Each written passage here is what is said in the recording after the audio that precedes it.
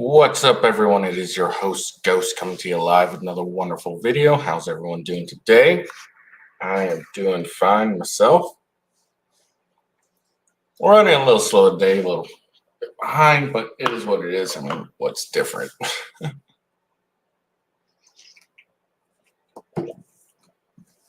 Hoping my heater will kick up so I can get a little warmer.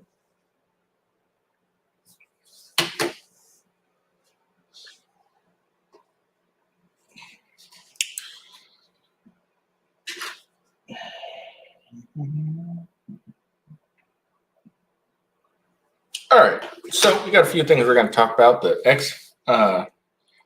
X-Files lawsuit. I realize how that looks. No, not the X-Files, but X company that Elon has.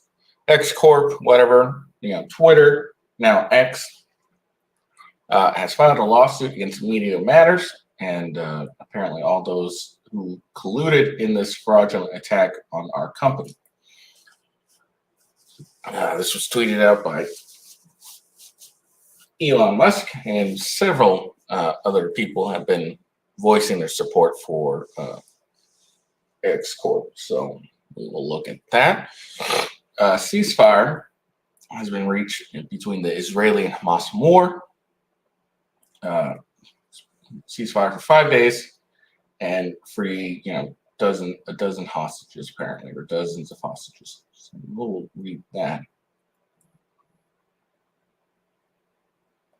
And then restaurant owner Jesse Johnson will be, as his charges dropped, and is now suing the government. He was, what the charges were, we'll find out. But he was a restaurant owner that refused to shut his business down to the unvaccinated during COVID lockdowns. So we will check him out. We got a few articles or a few things going on. Articles, maybe, if you want to call them that.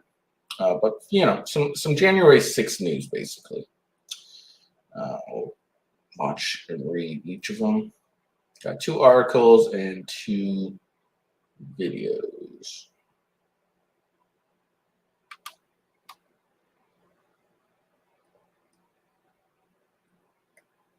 And then Trump serves meal to Texas National Guard, who are protecting the border. Kevin Hart weighs in on his thoughts of Biden. My brother shows the ultimate brotherly love by kicking his little brother's bully ass. Watch that video. And then recruitment for the Army is going down. Find out why.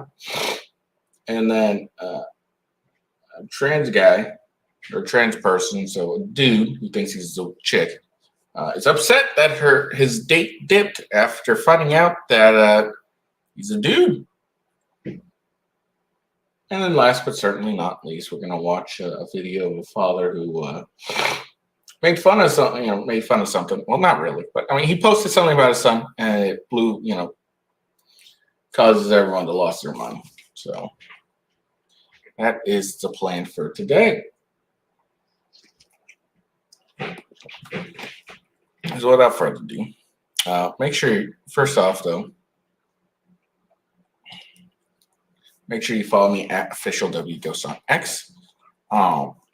Check out my Rumble channel, my main one, rumble.com/withghost. Oh, sorry. It's the main one, daily shows, 7-ish to 8:30-ish. Check out my gaming show, Gaming with Ghost, rumble.com/gamingwithghost. That's where I play my video games. And make sure you give them both a follow and a like. And check out Coffee Brand Coffee. If you like coffee, good coffee, check it out.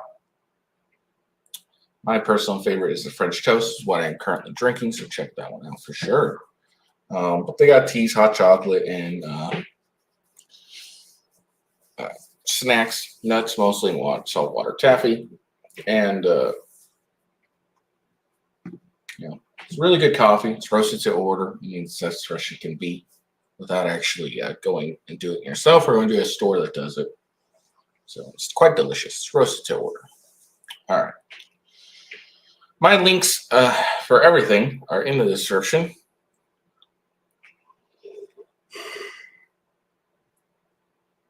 Oh, excuse me. So yeah, all right, let's get into it.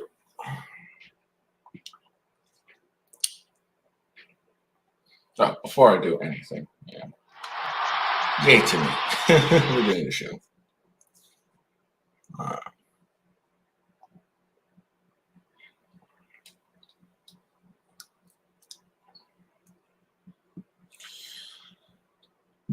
All right, so stand with X to protect free speech. This is Media Matters. This week, Media Matters for America posted a story that completely misrepresented the real user experience on X.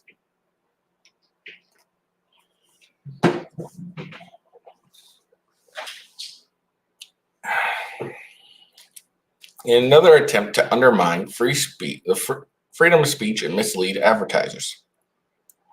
Above everything, including profit, X works to protect the public's right to free speech. But for speech to be truly free, we must also have the freedom to see or hear things that some people may consider objectionable. We believe that everyone has the right to make up their own minds on what to read, watch, listen to, because that's the power of freedom of speech. Despite our clear and consistent position, X has seen a number of attacks from activist groups like Media Matters and legacy media outlets who seek to undermine freedom of expression on our platform because they perceive it as a threat to their ideological narrative and those of their financial supporters. These groups try to use their influence to attack our revenue streams by deceiving advertisers on X.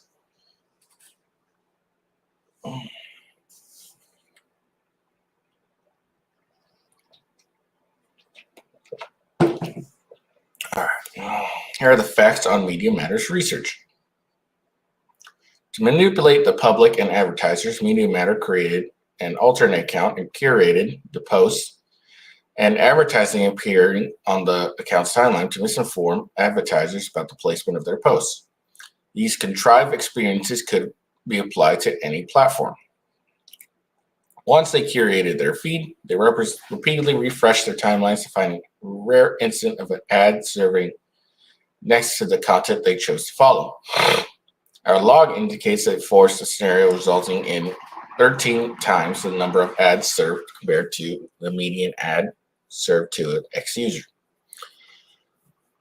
Of the 5.5 billion and ad impressions on X that day, less than 50 total ad impressions were served against all of the organic content featured in Media Matters article. For one brand showcased in the article, one of its ads ran adjacent to a post 2 times. That ad has been seen in that settings by only 2 users, one of which was the author of Media Matters article. For another brand showcased in the article, 2 of its ads served adjacent to 2 posts 3 times, and that ad was only seen in that setting by 1 person, the author of Media Matters article. The Media Matters article also highlights 9 posts that they believe should not be allowed on X. Upon our evaluation, only 1 of the 9 organic posts featured in the article violated our content policy, and we have taken action on it under our freedom of speech, not reach enforcement approach. Here's a summary to all of this. X will protect the public's rights to free expression. We will not allow agenda-driven activists or even our own profits to steer our vision. Everyone has a choice on X. User and brand control on X is superior to a year ago. Data wins over allegations. Media Matters does not reflect the user's experience on X. As we've seen in some parts of the world, when freedom of expression is taken away,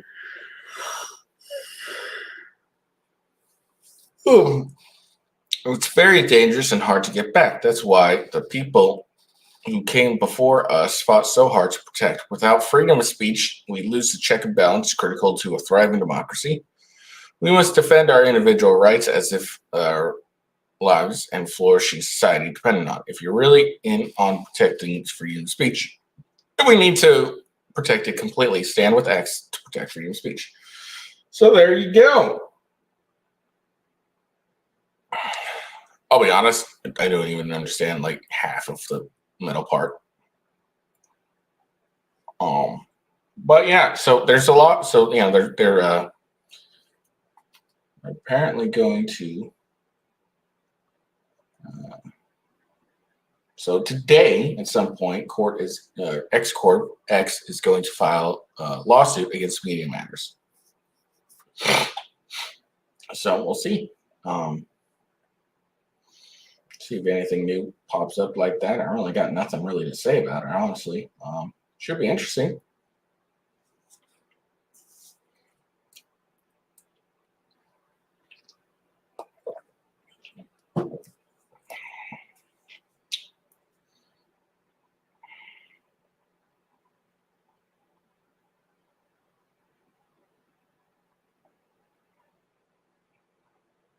All right. So let's move on.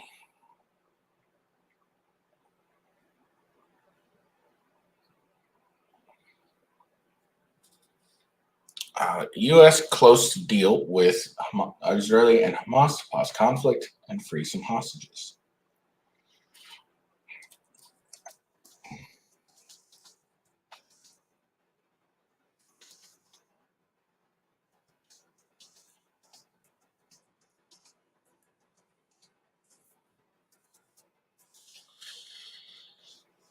A 5-day pause in fighting, monitored by aerial surveillance, could see dozens of women and children freed from captivity in Gaza, according to people familiar with the terms of an emerging agreement.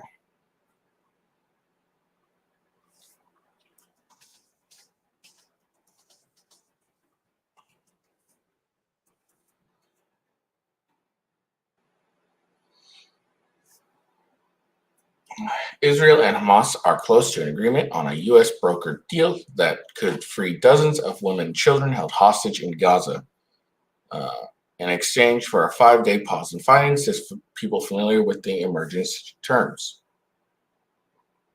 You know what? I didn't make sure that my audio was good. Let me do that real quick. Terms. Okay. It is. That's good.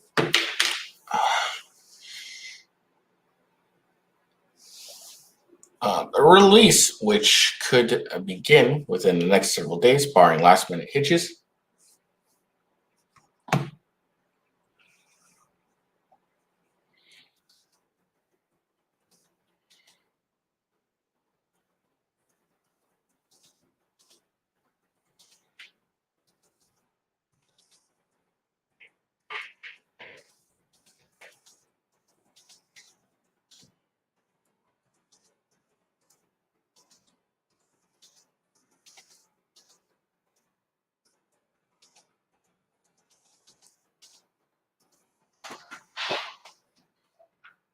That's how it works. Can you bring me my hoodie, the black one with the skull on it?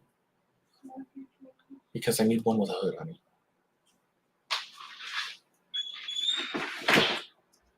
Sorry about that. Oh, shoot.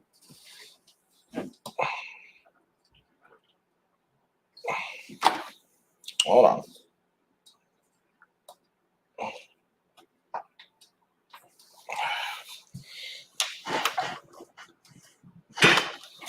Sorry, hold on. I gotta fix my mic.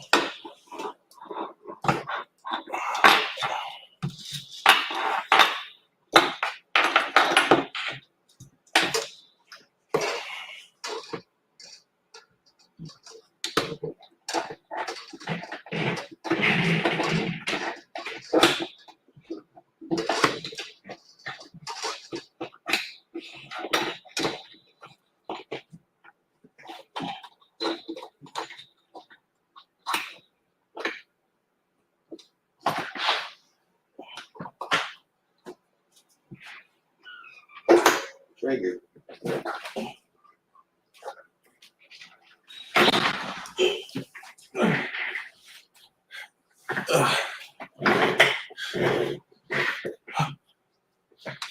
Sorry about that. My clamp for the mic came undone. All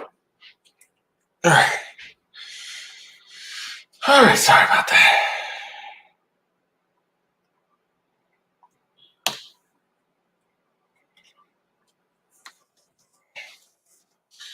The conflict in Gaza. A detailed 6-page written set of written terms would require all parties to the conflict to freeze combat operations for at least 5 days, while an initial 50 or more hostages are released in small batches every 24 hours.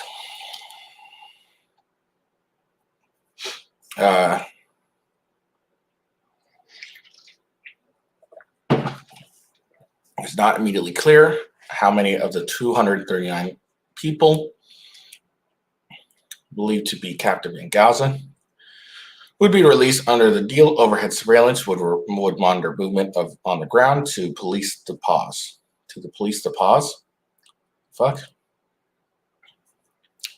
The stop in fighting is also intended to allow a significant increase in amount of humanitarian assistance, including fuel, to enter the besieged enclave from Egypt. We made some progress recently and have been working very hard to advance this, but it remains a volatile situation. After this article was initially published, National Security Council spokesperson Adriana Watson tweeted that there was no deal yet, but we are continuing to work hard to get a deal.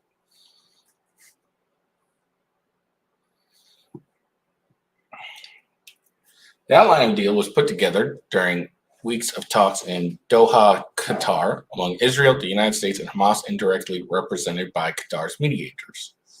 According to Arab and other diplomats, but it remains unclear until now that Israel would agree to temporarily pause its offenses in Gaza, providing the conditions are right. Spokesperson for the Israeli embassy in Washington said late Saturday that we are not going to comment on any aspect of the hostage situation.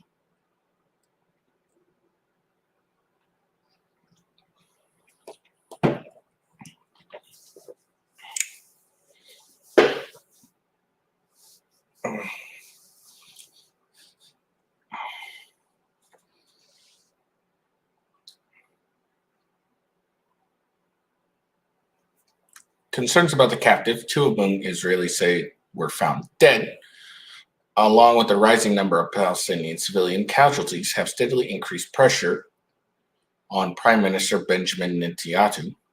Government, more than 100 countries, but notably not the U.S., have called for a full and immediate ceasefire. The decision to accept the deal is difficult for Israel, said one person familiar with the situation, who, like others, spoke on the conditions of anonymity to discuss sensitive negotiations. While there is strong domestic pressure on Netanyahu to bring the hostages home, there are also loud voices in Israel demanding that the government not barter for their release. In the public remarks, Israel has remained unyielding while acknowledging the pressure it is under.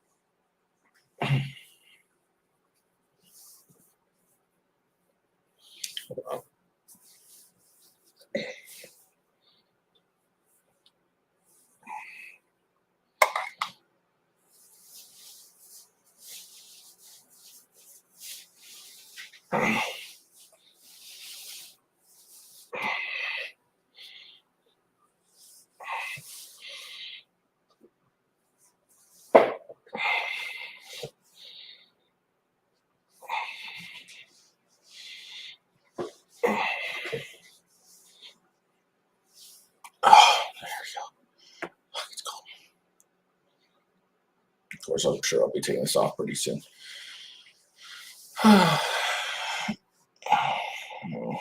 In public, Israel remained unyielding while acknowledging the pressure it is under. On Friday, Israel National Security Council head Tizachi Hanagibi told reporters that the War Cabinet had unanimously agreed that a limited ceasefire could occur only after a massive release of our hostages, and it will be limited and short because after that we will continue working towards achieving our war goals.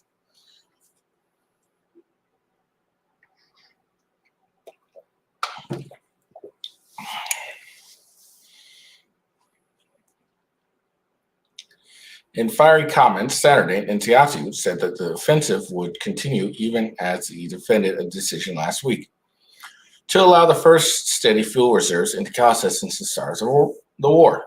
Israel has pursued its Gaza offense. It has cut off all but minimal deliveries of the food, water, fuel, and medicine at the enclave's 2.3 million people and depend on for survival. For international support to continue, humanitarian aid is essential, he said. Because of that, we accept the recommendation to bring fuel into Gaza. Netanyahu spoke as thousands of hostage family members and their supporters end a 5-day march from Tel Aviv to Jerusalem to demand government action, with many saying that the lives of innocent Israelis were worth any short-term deal the government has to make to secure release. After initial hesitation in the Biden administration under its own domestic pressures between advocates of unstinting support for Israel's war aims and concern over the humanitarian crisis in Gaza has fully backed a temporary pause in fighting. Oh man, I'm so tired.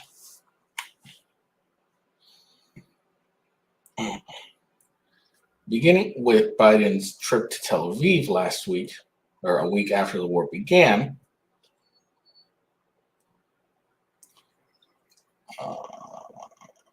and followed by multiple visits from Secretary of State Anthony Blinken and other senior officials, the administration has pushed hard with Netanyahu to understand that it's losing the narrative high ground as more Palestinians die.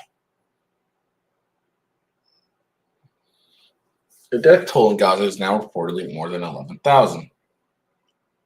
It's a pretty fucking high number, honestly.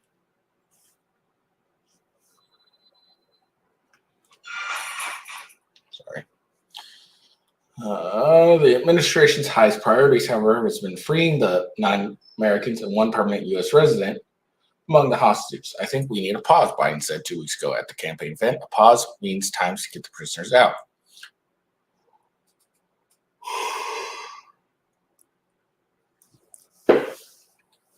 A week later, asked about reports he had pushed for a 3-day stop in the fighting, Biden said he asked Netanyahu for an even longer pause. In his new conference Thursday, after meeting with Chinese President Xi Jinping, he said the hostages were on our mind every single day, and that he was working on a way to have a period of time where there was a pause long enough to let them be released. Officials have said that they believe a pause will allow Hamas to gather the hostages and arrangements could be made to escort them safely through the battlefield. It's not clear that the Americans or other foreigners would be included in the initial tranche of releases. The hope is that if the release of women and children is successful, other groups of captives will then follow.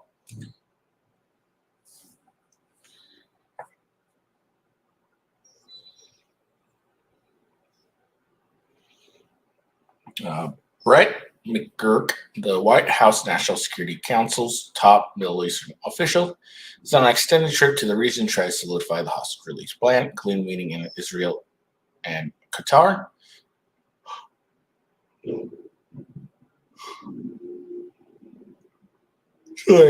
Speaking of an international security conference Saturday in Bahrain, McGurk said the negotiations have been intensive and ongoing.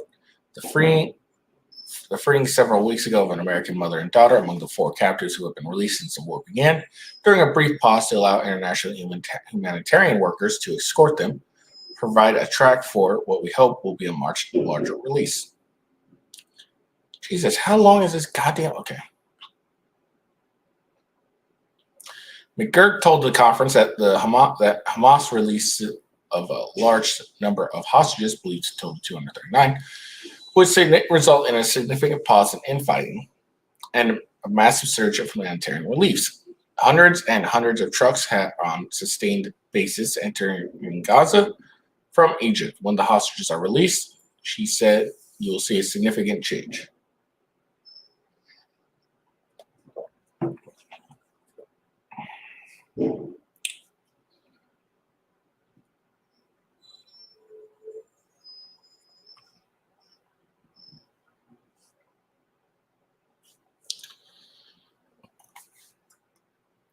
It was reasonable, McGurk said, to pause the infighting and release the hostages, the women, the children, toddlers, babies, all of them. The initial deal does not include civilian men or Israeli personnel, military personnel, a number of whom are women among the captives.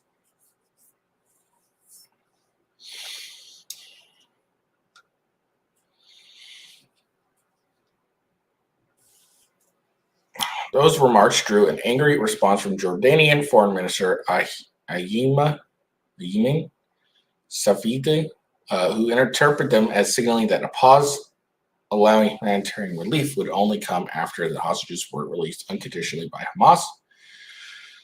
There's a lot of negotiations, Safidi said, but Israel is taking 2.3 million Palestinian hostages and denying them food and water and by this war.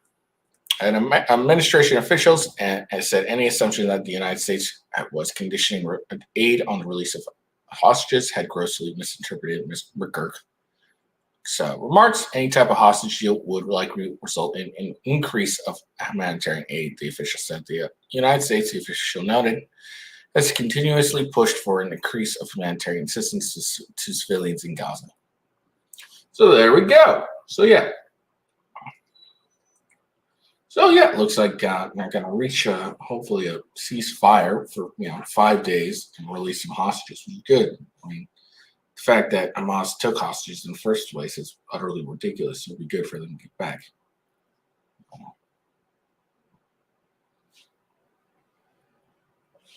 And finally, people who support Biden can say he actually did something for once. So that's always a plus for them, right? All right.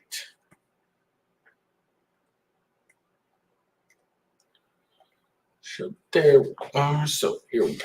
All right. So like I said, Jesse Johnson has had all his charges dropped against him after he refused to shut down his businesses to the unvaccinated during COVID lockdowns, and now will sue the government. Johnson says we need to pray to Jesus for forgiveness and give us the light to further fight further into the future. All right. So let's see what this guy has to say.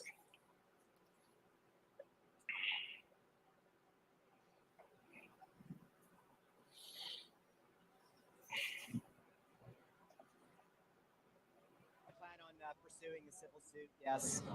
It is a bittersweet irony what happened here today. My restaurant was shut unadjudicated. I was deemed guilty without going to a court of law. They shut a man's business down of 20 years, 2 families that depended on that, 30 people that were employed by it, the millions of dollars in taxes that I collected every year because I did what? Because I chose to accept all and to extend my love to all the fine people of Calgary. A travesty of justice is what occurred. Really, truly a shame. A grotesque perversion of hospitality. And I hope and pray that my brothers and the sisters in the restaurant industry will stand up in the future and refuse to discriminate any of their customers for any reason whatsoever. It was truly a shame what happened to the hospitality industry. Has it been a difficult 2 years for you? It's the most difficult experience of my life. These bastards, they literally tried to break me. They tried to break me financially. They tried to break me mentally, and they tried to break me spiritually. And they almost came close. If it wasn't for the good people that joined me here today, the many who I fought with on the streets of Calgary, in the prairies at Coots, in Winnipeg, all across Canada, the millions who rose up to defend our rights and freedoms in this great, great land, we need to pray to Jesus Christ to offer us forgiveness and to give us the light to fight further into the future. What is your message to people who are still fighting against these charges, against the government? The government is still going after them. Never give up hope. Never give up hope. And believe in yourself. One thing I've learned across this journey is that the power of the human spirit is indomitable. And if there's a mountain in front of me, that mountain shall move. All right, so now I'm sure a lot of people are like, you guys are like, who the fuck is this dude? Well, I'll tell you this. He's a Canadian pizza owner. There we go. It's Canadian pizza. So he basically served people that weren't vaccinated during the lockdowns in Canada. As you know, Canada has turned into mini, how do you want to call it? Mini, Trudeau's a dictator. That's basically little tyrannical government has been the case with the Canadian government. All right.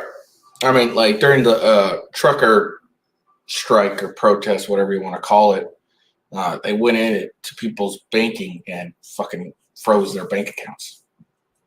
Does that sound like a place that appreciates free speech? It doesn't sound like it to me. Sounds just like to me like bullying tactics. Oh, you're doing something we don't agree with. Well, we'll fix that right up. So here we go. Anyone with this is from louderwithcrowder.com. Right person wrote it's Daniel Berchenking. See, I told you I had to take. I have to take this off. So. And soon I'm getting cold again. I don't want to put it going. That's why. God, I wish my other coat was cleaned.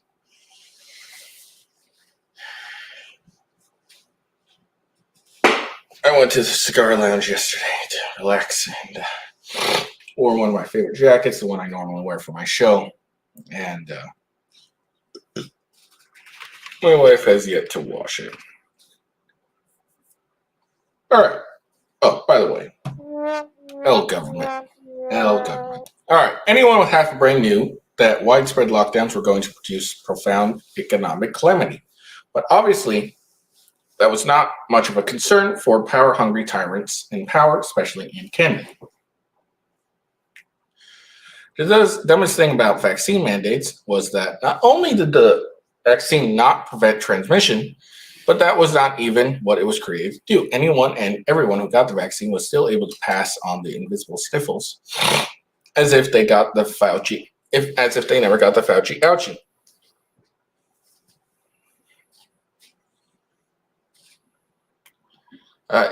In fact, some may even argue that they are more likely to spread it due to it being allegedly that good at preventing symptoms.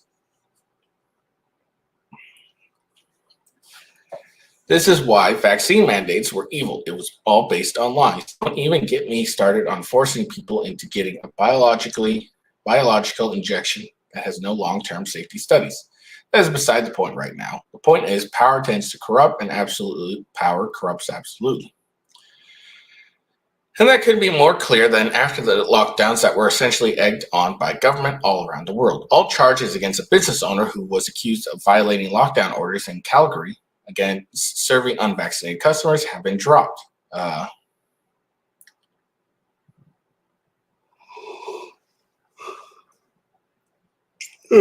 The charges against Jesse Johnson were dismissed following a constitutional challenge brought by the Democratic Fund, TDF. Pizzeria Without Papers Pizza was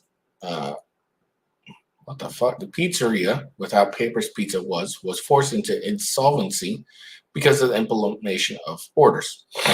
Johnson said he intends to pursue a civil lawsuit against the local government. It's a bittersweet irony what happened here today. My restaurant was shut down unadjudicated.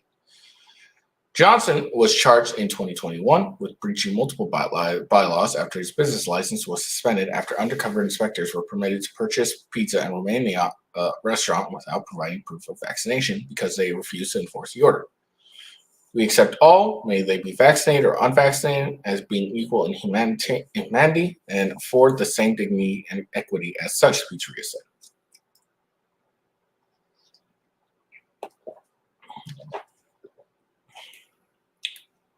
According to a lawyer involved, not even half an hour was spent waiting for the documentation before the charges were dropped. A judge dismissed all charges against Jesse and without papers, said attorney Chad Williams. Kudos to Jesse for standing up to the tyranny of the government overreach.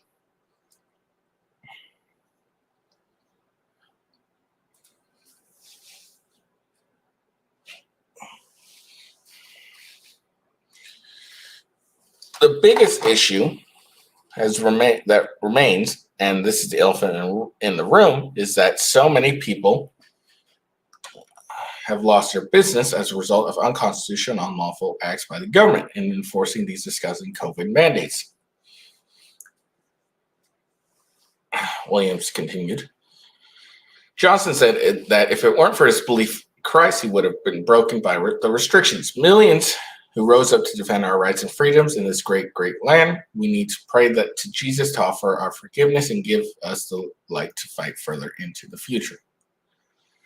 One of the greatest realizations of the lockdown is that people in power will exploit an emergency to exchange freedom in the name of safety and security. But the greatest lessons many people learned was that power corrupts, and absolute power corrupts absolutely.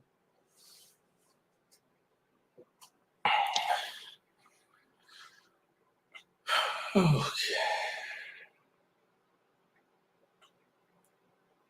So there we are. So there you go. Yeah, with the fucking vaccines and all that stuff. Yeah, there was the thing is, they rolled it out saying, "Oh, this will prevent you from getting COVID at all, 100%." When we first heard about it, and then not too long after that, they were like, "Oh no, it's not gonna prevent you from ever getting it, but it will." It will stop you from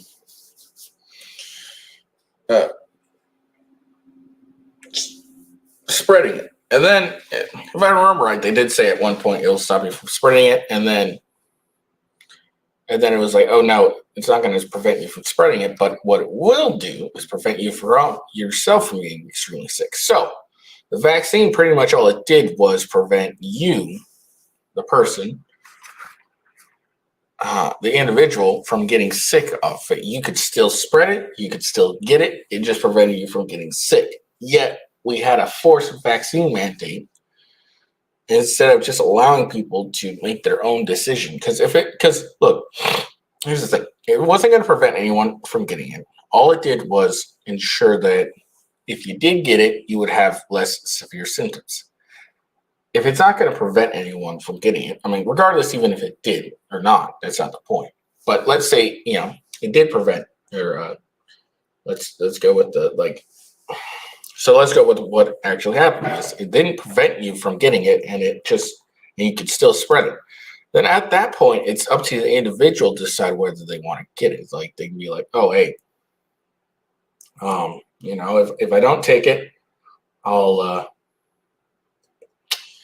have some worse symptoms than if I do get it, but that's my choice. I mean, that's basically what it should have ended up being, was if I get it and it's ends up being, I end up having worse symptoms because I didn't take the vaccine, well, then that's my choice at that point.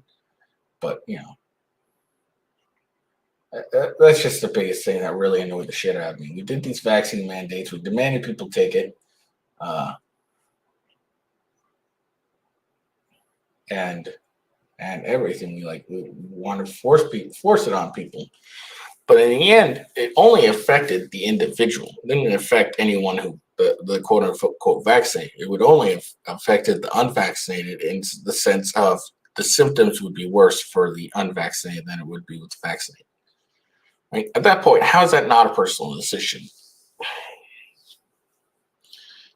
COVID was like a big L for the country. And I think we should all recognize that at that point, like how we just rolled over and showed our bellies to the government and then got tricked and fooled. It should be a big shock to us all, and how much we believe the lies. God damn, it just irritates the shit out of me, honestly. All the bullshit, all the lies and everything, and we ruin people's lives over it. And it turns out that even the vaccine we got didn't prevent it at all. All right, then.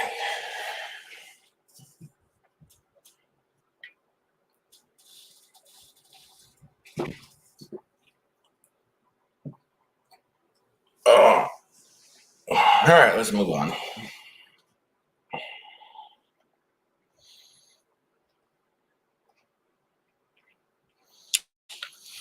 Breaking news, January 6th footage shows Matthew Perna, who committed suicide after DOJ's enhanced prosecution, calmly walking through Capitol alongside police.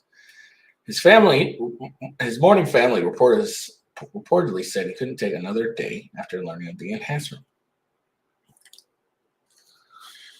Newly released footage from January 6, 2021, released by House Speaker Mike Johnson, shows Matthew Perry, who tragically took his own life, calmly strolling through the building alongside other protesters and even among police officers.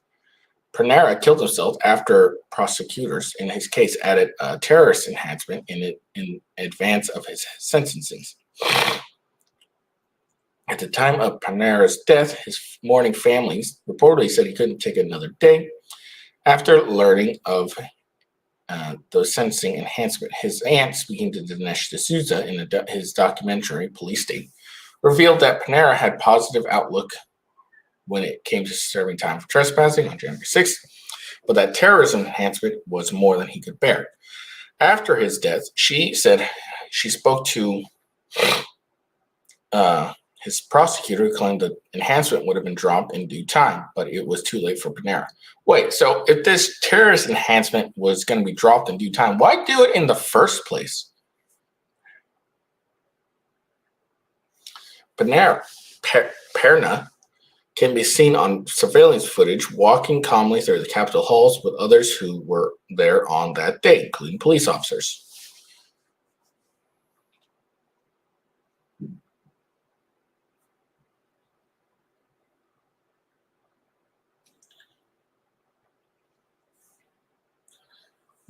So it looks like the guy initially pleaded guilty, believing he would be only facing up to 1 year in prison. DOJ then slapped the domestic terrorism enhancement, which would result in a 9-year prison sentence. American Greatness senior contributor Julie Kelly, who reported extensively on the story, at the time said, "When I say these prosecutors are sadistic, I mean it. Getting reports January 6th, defendant just committed suicide. If confirmed, this defendant committed no violent crime and walked through an open door with Capitol Police present. Biden's DOJ has tried to destroy so many lives over the past year, they may have another victim. If what I'm hearing is true, the Biden regime and the news media outlets have blood on their hands. At least one other January 6th defendant has committed suicide. When confirmed, these stories should outrage every single American. And when I say these prosecutors are sadistic, I mean it."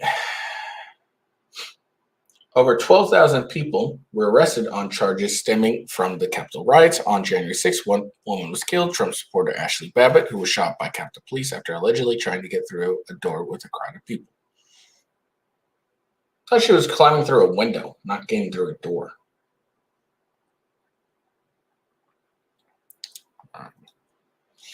So there's that one. Now we're going to talk about Liz Cheney. Liz Cheney reacts after Mike Johnson announced January 6th video release. Former GOP Congresswoman Liz Cheney took to social media on Friday with a reaction to the news that House Speaker Mike Johnson would be releasing thousands of hours of security footage from January 6, 2021 Capitol riot. I'm sure she was 100% for it, right? Because, there's nothing better than releasing footage and showing the truth to the people. Johnson, a Louisiana Republican who was elected to the speakership after Kevin McCarthy,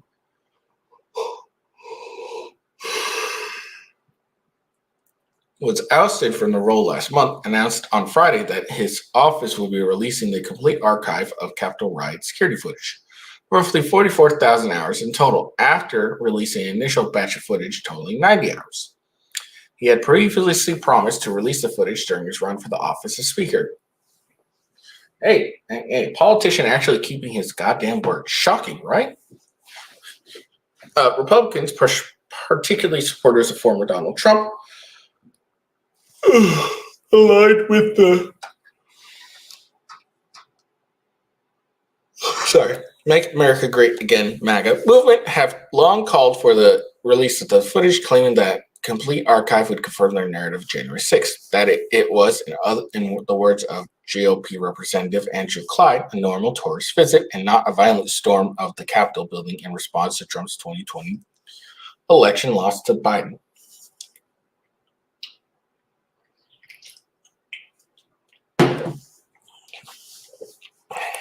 This narrative has been strongly denied by many outside the cohorts of Republicans, including by Democrats and moderate Republicans, with available footage and eyewitness testimony rebuking the idea that January 6th was nonviolent.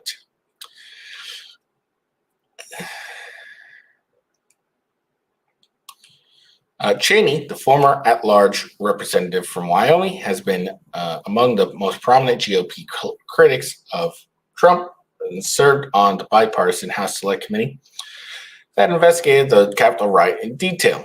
The Select Committee published an 845-page report in December 2022, which held Trump personally responsible for the riots and recommended he face criminal charges.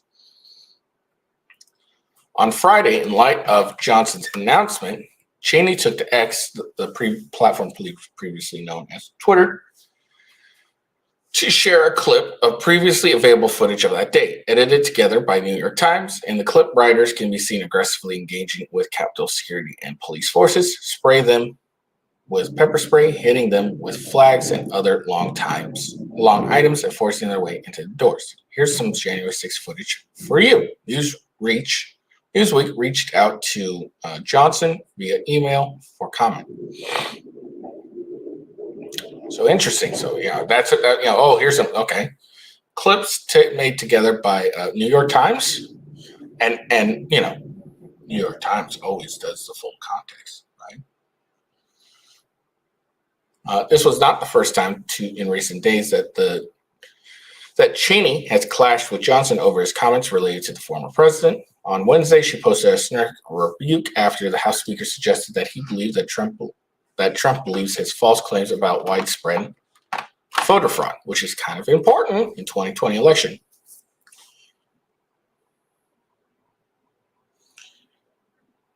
Yesterday, Speaker Johnson suggested Trump could ignore rulings by 61 courts and defy our Constitution because Trump supposedly believed he won, the former president wrote on X. Mike knows that the election was not stolen and that a president who defies the rulings of our courts and attempts to seize power is a tyrant.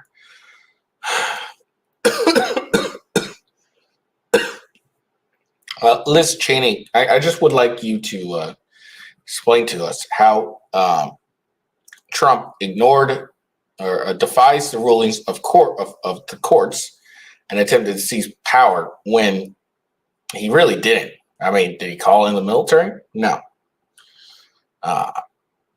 And I know people are going to point out, oh, well, he wanted to bring in the National Guard. Yeah, he offered the National Guard to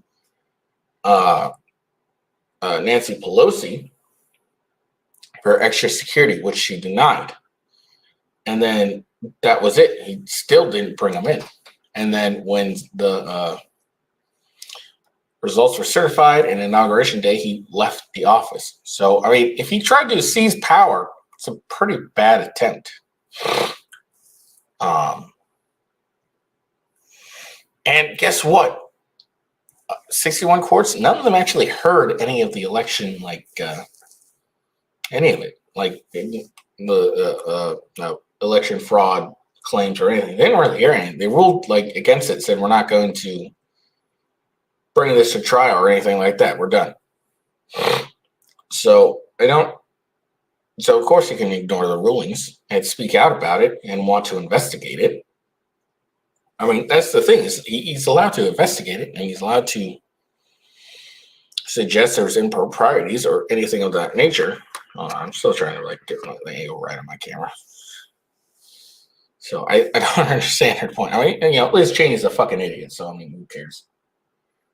Meanwhile, Trump was indicted on 4 counts in August by the Department of Justice, DOJ, in relation to the insurrection, including conspiracy to defraud the United States, conspiracy to obstruct official proceedings, obstruction of an attempt to obstruct an official proceedings, and conspiracy against rights. Trump has pled not guilty and has said that the case against him is politically motivated, as he remains a frontrunner for the 2024 GOP presidential nomination.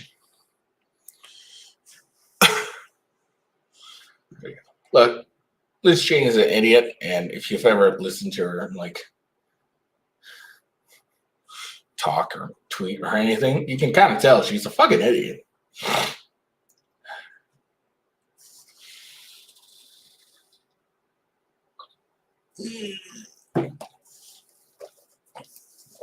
But yeah, again, the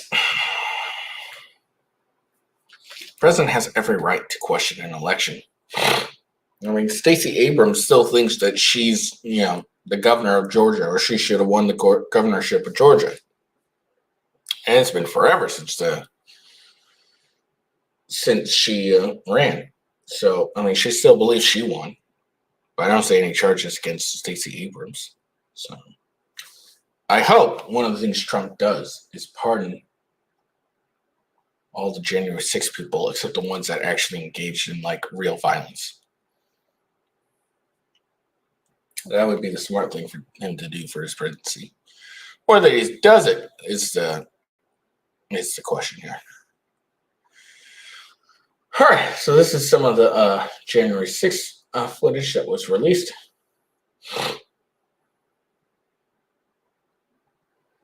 All right, so here we go. So the police are escorting protester out of sight.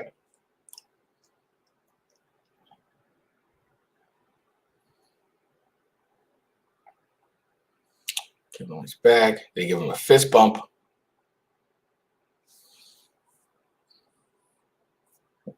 They're shooting the breeze.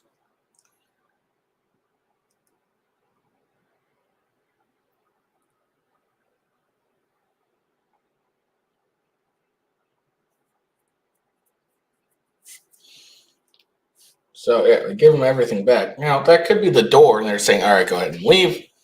And he could have been like, "All right, yeah, I'll leave," or something. It doesn't necessarily prove that it's an inside job, but it is suspicious. We can admit that at least.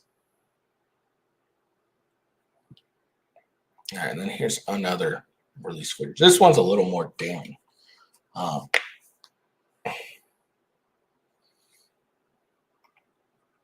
This is footage here of the Capitol Police firing into a peaceful crowd, no warning given.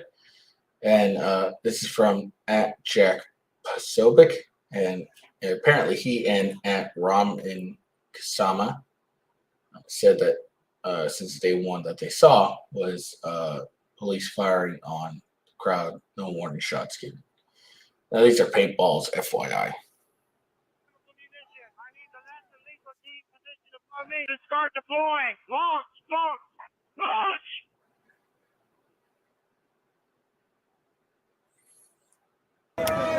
You're on the run. Hey, walk up to the front of the fucking line. Come here. Show these cops what they just did. You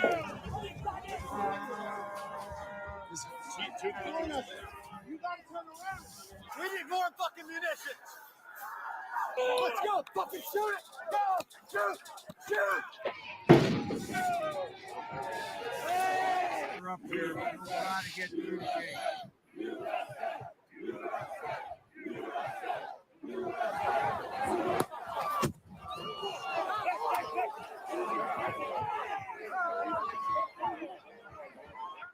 Yep, they're deploying flashbangs on us.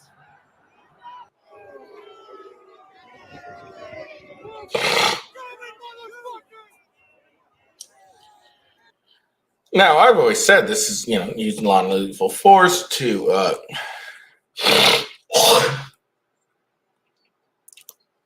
becomes, protest crowds, etc. But they're not really doing it. They're not impeding the flow of traffic, it looks like. They're not pushing to get in. They're standing there and protesting, yes, but they're not in the middle of the road protesting, blocking traffic, nothing like that. It doesn't seem like they're really hurting anyone except just standing there and protest. This is the protest I want all, protests to be. People standing around, voicing their opinions, of course, but not like impeding the flow of traffic of people. And the police appear to be firing upon them for no goddamn reason. Again, if there's an initial show of aggression, they're trying to push through the barriers erected or push against the officers to get through. It's an entirely different thing. But if they're just standing there and being like, hey, fuck you, this guy right here is flipping him off and all that, it's not really an appropriate measure of force.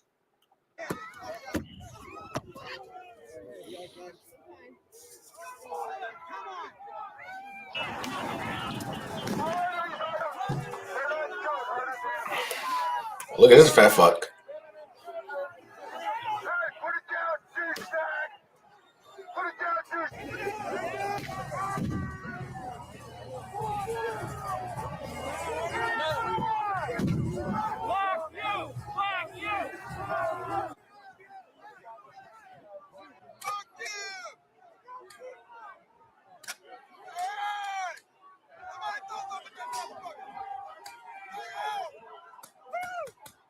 They're shooting into their own people. We're supposed to be supporting Blue Lives Matter. We represent Blue Lives, and this is what they do to us. Yeah, of course. Stingball deployed! Stingball deployed! Stingball deployed! What's your ETA for I-Street? No one, go straight.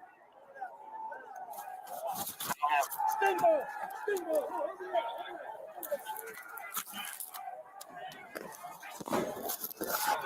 Stingball! Stingball! 8900, 23 up here. Here, 43 on the north side of I Street.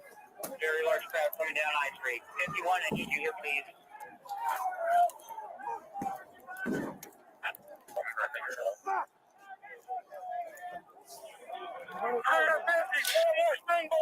You know what's interesting? I just want to say this. I've never seen these tactics deployed against Black Lives Matter, Antifa, or anything like that, any leftist organization. I've never seen that happen before. They kind of just let them do what they want. Sometimes I see them shoot tear gas, but for the most part, don't really see them do much.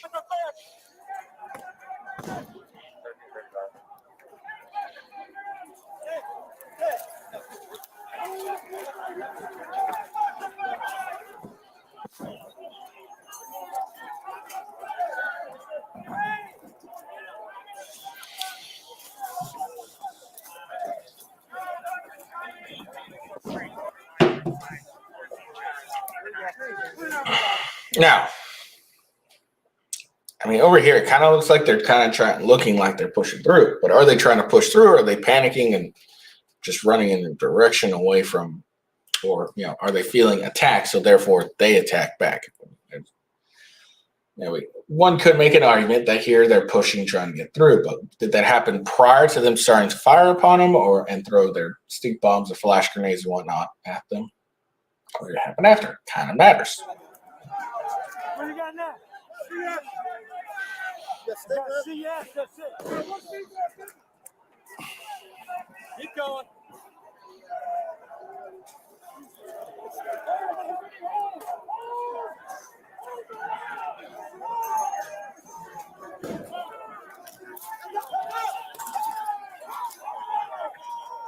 Someone throw back their shit. That's hilarious. As one who was here and who has custody of these 44,000 hours of videos, I can attest there were acts of violence. There were acts of terrible violence. Oh shit, he fell. Even from what I had seen with my own eyes, and through the he got pushed.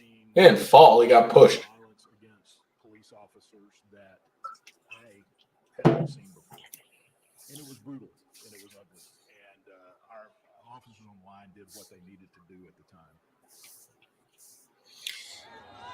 And again, prior to them actually doing all this stuff, I didn't see anything very violent going on. They were staying there protesting, and then they seemed to be just suddenly starting to fire, throwing these flashbangs and grenades at them. Oh, look, they're not even actually rushing forward. Concussion grenades. If they'd never used a pepper spray, this wouldn't have happened. It was a peaceful protest. I was standing within 15 feet of the line of officers. They started firing at us before anybody did anything to them. We were not rushing them. There was no advance on them. They just started throwing concussion grenades and pepper spray.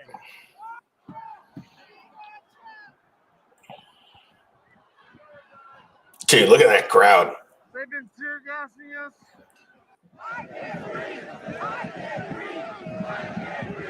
Hey, that doesn't work for you guys. You're not black.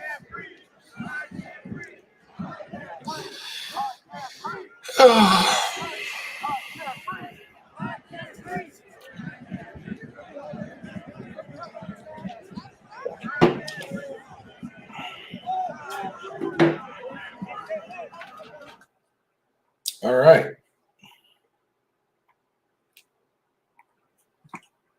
So there you go.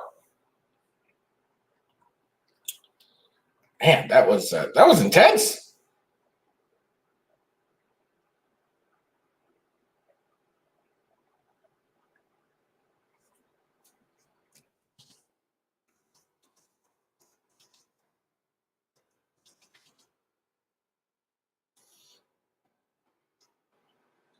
But yeah, so there we go. There's some footage we haven't. I don't think we've seen for January 6th. The police look like they started the whole thing. They went after the January 6th people. They didn't really I don't think it was really necessary to start tear gassing these guys. They were standing there. They didn't seem to be rushing. Again, if they had started rushing and started pushing and prior to the police doing anything, that's one thing. But from that footage, I didn't see it. Maybe other people said I didn't see it. So, it continues to look bad for the police. I'm not surprised, in all honesty. Excuse me, Ma.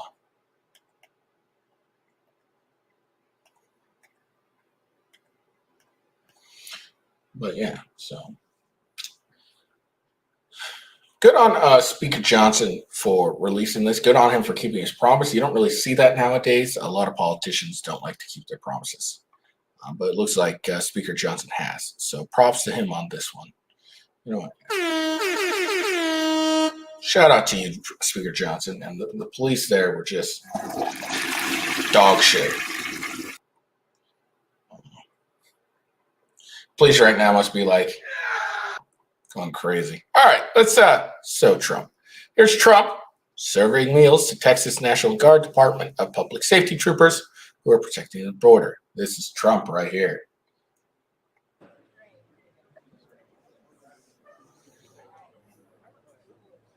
Getting the pictures, of course. Gotta get the picture of the man.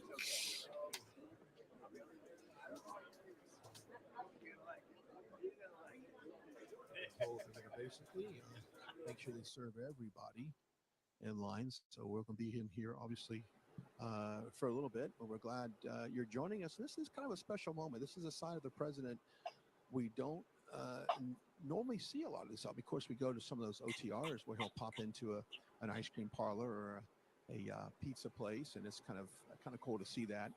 But very rarely do you get to see kind of an extended interaction with people like we have here. So I think it's a very unique situation. I know that all the men and women here. There's that. And then soon after that,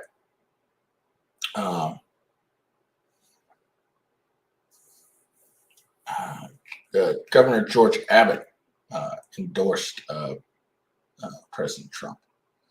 So there's that. Let's see.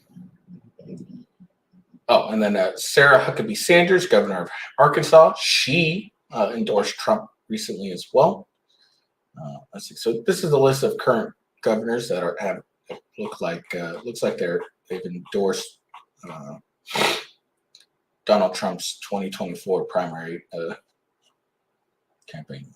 They have endorsed President Trump, basically. So, from top down, Greg Abbott,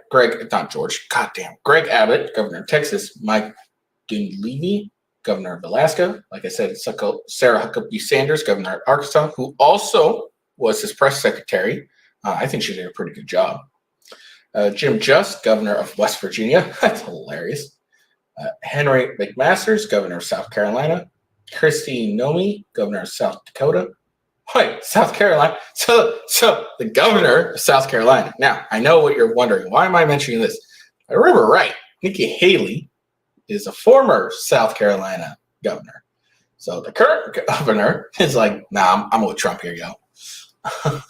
Kristi Noem, governor of South Dakota, and Tate Reeves, governor of Mississippi.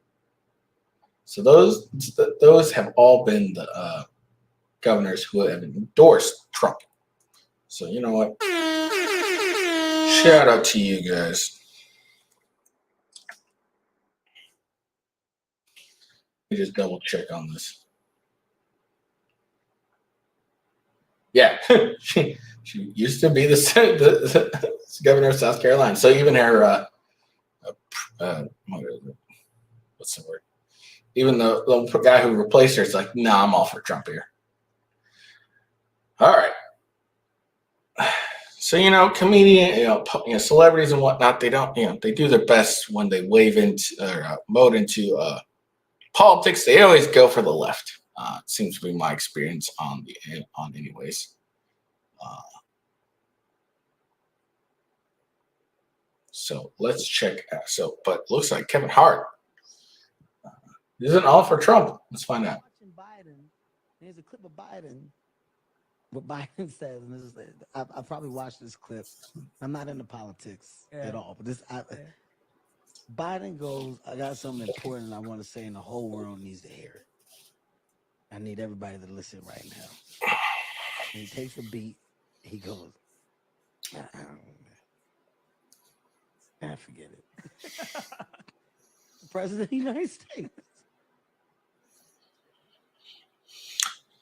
Now, also, apparently earlier this week, The Rock suggested he has no friends who support President Joe Biden. So celebrities are even like, dude, this guy's shit. Now, here's something I'm going to bring, because we're speaking about Biden. So real quick on Biden. Going to check out this recent MSNBC poll. It's a new national NBC News poll showing Biden's approval ratings have declined to the lowest of his presidency. Check that out. We started the year with Biden at 46%. Remember, he was coming off, and he and his party, a pretty strong 2022 midterm.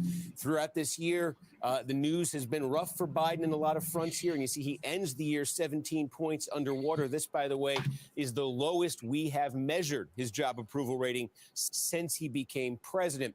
One of the, take a look at this by party, too. I think this is important. Among independents, this has been a story this year. His support with them has eroded a little bit, it seems, with each poll. And now, by a more than 2-to-1 margin, independents say they disapprove of the president. But I would say, just as significantly, you look at Republicans, it's not a surprise. The overwhelming, almost unanimous majority disapprove of Biden. Only 7% of Republicans say they approve. However, look at Biden's own party. The disapprove number among Democrats, and this is up since our last poll, which was taken in September, just weeks before the events of October 7th. 3 times as many Democrats disapprove of Joe Biden's performance as president than Republicans who approve. So Biden has suffered erosion just since our last poll within his own party. And you look for what might be driving some of that erosion. It's this topic where it stands out the most. We ask about a series of issues. Biden continues to perform poorly on the economy. But when you ask about foreign policy, look where it is right now. Biden, 33 approve, 62 disapprove. Again, our last poll in September, just before the situation in Israel emerged, he was 41-53. So he's 8 points down on approval, and he's almost 10 points up on disapproval. And here is where you see on this topic a huge generational. Now, the ceasefire happens. It'll look good for Biden. I'm sure that'll help Biden a lot. I don't think it will really help bump these numbers from 34 to 56, I don't think a ceasefire, 5-day ceasefire, is going to really help them. And in all honesty, I don't think anyone's going to actually believe it was because of his doing. But we'll see. We'll see if we'll see the next national poll that they do if his approval of this handling goes up at all. Okay, and I think this gets into, obviously, the presidential race, American politics in general. Just check this out. We asked about Biden's handling specifically of the Israel-Hamas war. It's similar overall here to his foreign policy job performance, but now look at the breakdown by age. Among the oldest group of voters, 65 plus, Biden's actually plus 12, majority approval. The youngest group of voters, 18 to 34, Biden is just 20% approved. 70%. God damn. He's 50 points underwater. That is a net gap of 62 points. That is ridiculous. That is amazing. But hey, you young people, you voted for this guy. Let's keep it a stack. Y'all voted for him. All right. So we're gonna watch some. We're finished with the politics for now. Now we're gonna watch some brotherly love action going on. It sounded, a little porn happy, but that's not what I meant. So I guess this guy is the guy in the blue is a brother of the little guy. This is his bully right here.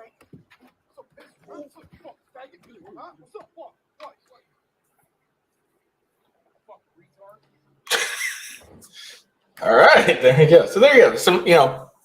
Some brotherly love here. I guess apparently this guy is the older brother of a guy, and the guy he just kicks his immediately or just owns has been bullying his little brother into a deep depression.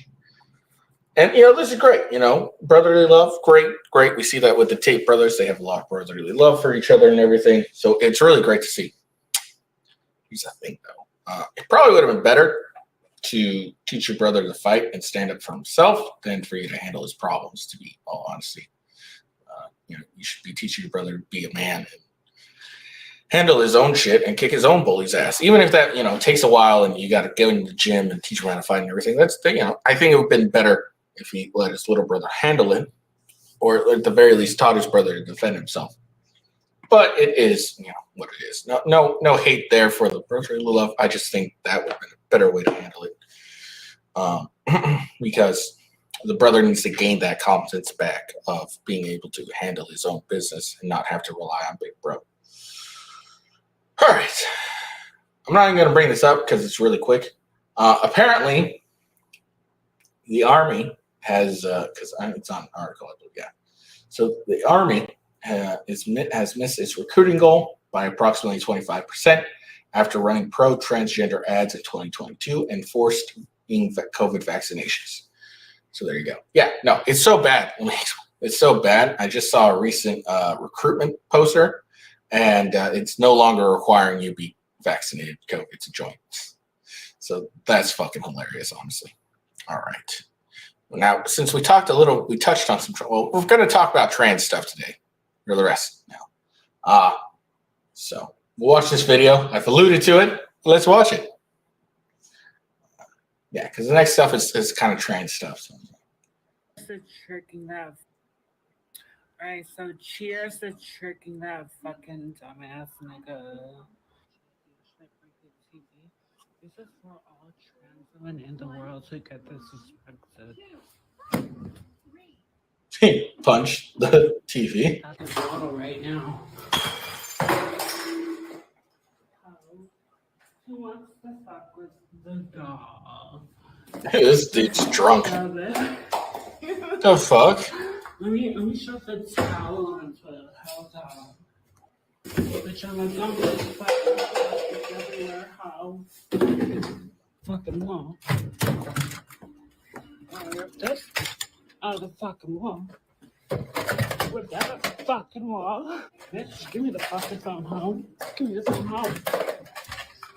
The fuck? Man, this dude's fucking drunk as fuck. Tearing up a hotel.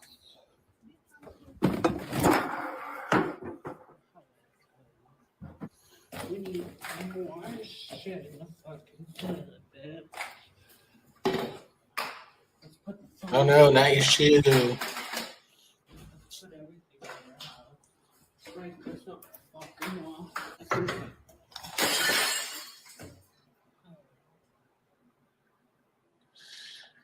All right.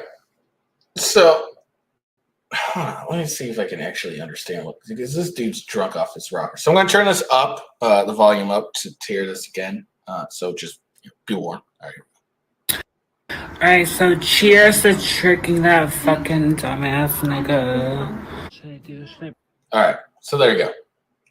So yeah, so I think it's accurate. The trans person gets mad because their date dipped after finding out he was a biological he. I think that's accurate. Yeah. Otherwise, honestly, that's like being like, forgiving. Like, you're like, all right, your date dipped out on you because, and you got mad and drunk, so you trashed the hotel. All right. Not right, but I can kind of get it. Sucks for you, but what can you do? But if that's not true, then you're just dumb. Trick you. But yeah, no, it's pretty clear by what he says is, shout out to tricking that dumbass guy. And then gets drunk in a hotel room and proceeds to trash the hotel room because, he's very excited that he tricked someone to going out on a date with him. And then the guy finds out he's a dude, and he's like, no, I'm good. I just think the guy didn't want to be gay, and so he wasn't going to fuck a dude. Sorry. All right. Last but certainly not least, we got to watch this YouTube clip, and, I'll just let it speak for itself because I don't really know how to explain it.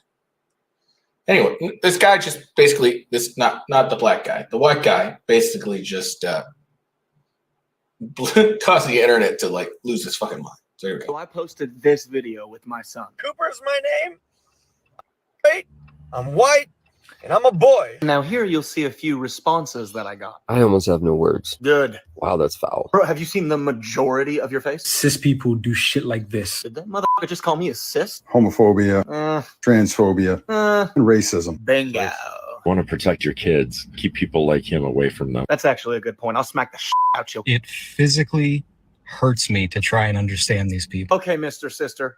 How? The TikTok that you just watched has almost 400,000 likes. Your daily diet has 400,000. This man and almost 400,000. But it's 980,000. I guarantee you that if this poor excuse of a father's son. I love what he had to say, and I don't understand how people would be triggered by that, unless you're a complete, out of control lunatic, that you would have a problem with a man just saying that. So I posted this video with my son. Cooper's my name. I'm straight, I'm white, and I'm a boy. Now here. Okay, so all he simply did was post a video. And he posted it kind of basically like a lot of these trans fuckers do, or these gay fuckers do. These, yeah. He went on the internet, he put his kid on camera and said three things about him. Says he's straight, he's white, and he's a boy. And apparently, just stating those three things makes you homophobic, transphobic, racist, horrible human being. How is that more horrible than these people that do the same thing to that kid? Like, say, that kid that same age and does the exact same thing, but says, my name's John Jaquigna. No, what's that fucking? My name is Blair, or this is Blair. She was born a dude, but she identifies as she, so she's a transgender woman. She's a lesbian. She's proud. Like, you see TikToks of these people do those types of, like this thing that I just showed. You see them do that all the time, but it's normally, either they're gay, they're transgender, or some shit like that. And yes, we outrage that stuff and get mad about it because, you're just forcing your beliefs on a kid. This guy here is just saying facts about his kid. His kid's, a kid, so he's probably straight because he doesn't understand what fucking anything is. So yeah, that automatically you come out of the womb, you don't understand anything. It's just straight. It is what it is. I know there's like, I'm made this way. I'm gay. Whatever. Yeah. Let's be honest.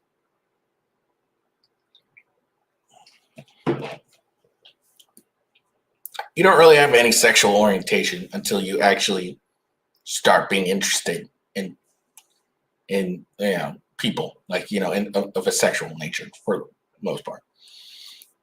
Like, there's no like real gayness or lesbian in it when you're like a kid. Once you start hitting puberty, you start like, noticing the other gender. That's when like gender or sexual orientation and all that really ends up happening. All right, let's keep it a stack. So, for all intents and purposes, you're fucking straight until, you hit puberty, then you're whatever you decide you want to be and have a great fucking life about it.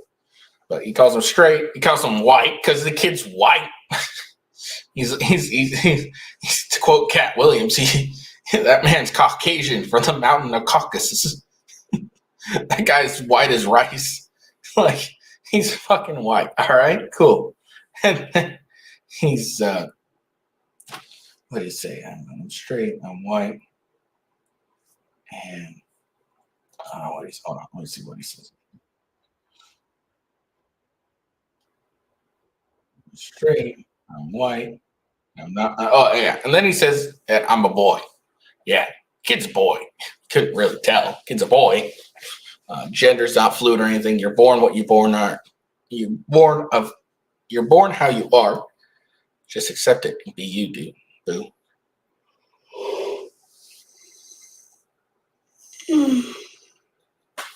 So there we go. That's the end. God damn, that was hilarious. I just love like how you can implode an internet by just saying like a couple facts. I'm straight. I'm white. And I'm a boy. How dare you? All right. So I guess hope you enjoyed that video. I certainly did watching it or enjoyed doing this one. I'm a little tired, but that's nothing new. Let's be honest. Oh, and also just a quick, shout out to my YouTube subscribers. I'm at 13, so I've had 2 people that have subscribed. That's great. Now, if you're watching this, those 2 people, go to Rumble.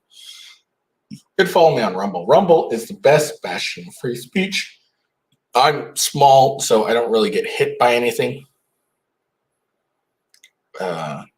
So I'm not on anyone's radar. So like I've